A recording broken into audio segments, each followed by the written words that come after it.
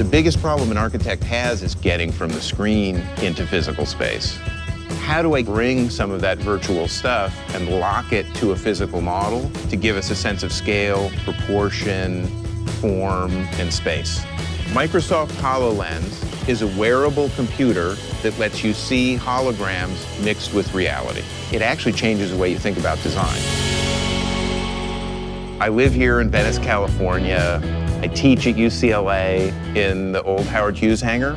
We were asked by the American Pavilion at the Venice Biennale of Architecture to be imaginative and show what's coming with architecture.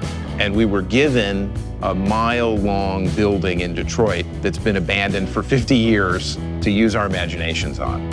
I'd known about the Trimble Microsoft partnership on the HoloLens and was just itching to find the right project to do a pilot with it.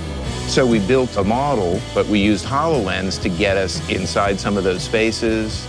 I didn't know how big our site was compared to corporate headquarters or museums.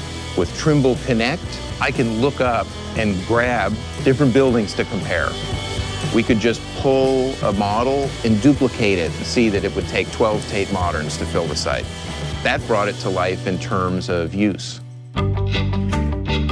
Microsoft HoloLens lets us get inside stuff earlier and experience it, and I can look up and see the volume that I'm in and start to make decisions about how to design it. Without a HoloLens, I would have been making those decisions 3-4 months from now.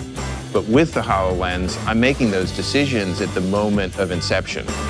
In the redesign of the Packard plant, showing the dynamics is something that's very hard to do. HoloLens immediately solved that problem, and it explained why things were the way they were because they were meant for vehicles and people to move around.